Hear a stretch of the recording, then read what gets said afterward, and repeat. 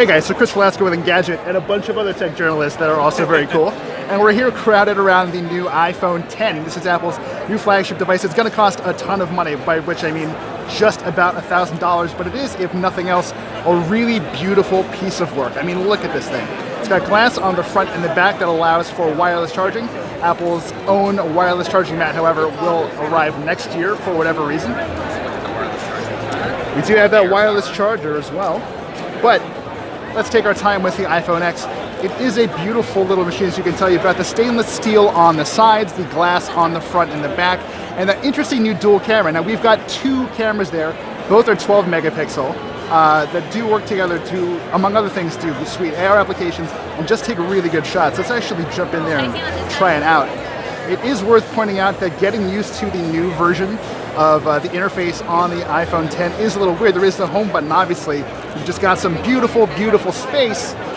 So you do actually have to just use a swipe up and down to access everything. So let's focus up. Just flick that one away. That was actually pretty easy. Let's jump into the camera real quick here. So we've got the camera up here. Let's focus up real quick.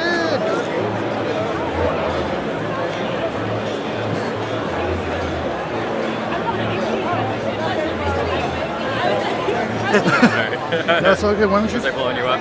Nope. There we go. There's that focus. So, in addition to having the dual focus camera, we also have portrait lighting, which is very cool. So, I don't know if we can point this at someone right now. Maybe this guy? Yeah. Okay. Maybe that'll work. So he has been detected. And we do have options here for portrait lighting. So basically, this studies what you're looking at, isolates the face, and sort of uses algorithms to kind of figure out what else is accomplishable with the lighting. So I don't know if I can really get in tight on someone right there. Focus with my nose. Yeah, tough to say for sure, especially because I'm having a hard time focusing on this device. But it is, again, a beautiful machine. There is no headphone jack, obviously. The front-facing camera is something we should definitely give a try.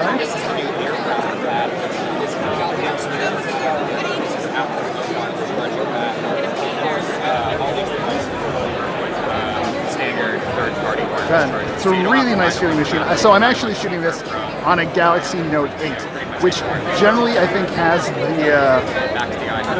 the game locked up when it comes to fit and finish, but this is incredible. Again, we've got a 5.8-inch display, edge to edge. There's quite a bit of bezel going on here. If you run around the sides, let's take a quick tour around. Yeah, there is some space there. We do see some Android devices with fewer bezel or littler bezels on the side, which is actually really, really impressive. It took Apple quite a while to get to this point, although just looking at it right now, it is a very, very pretty display.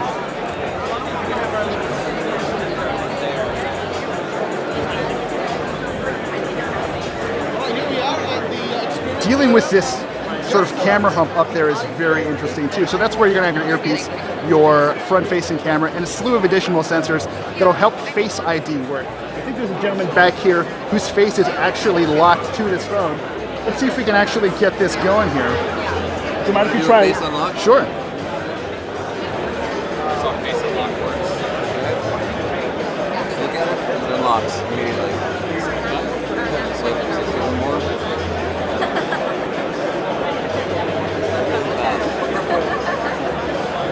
Can you take us through the setup process? Or what that would look like? Well, we're actually already set up, so I'm not able to actually go through the process itself. Gotcha. You saw in the keynote, it's like you look around and it scans your face in a few seconds. Gotcha, thank you.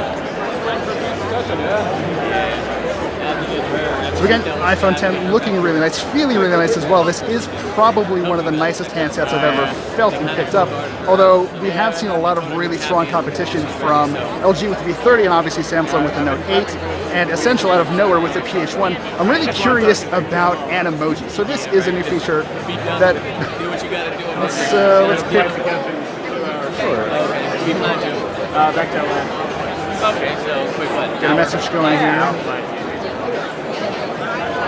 So how do we access Animoji? Animoji, you go into the apps, and then it's one of the apps right there.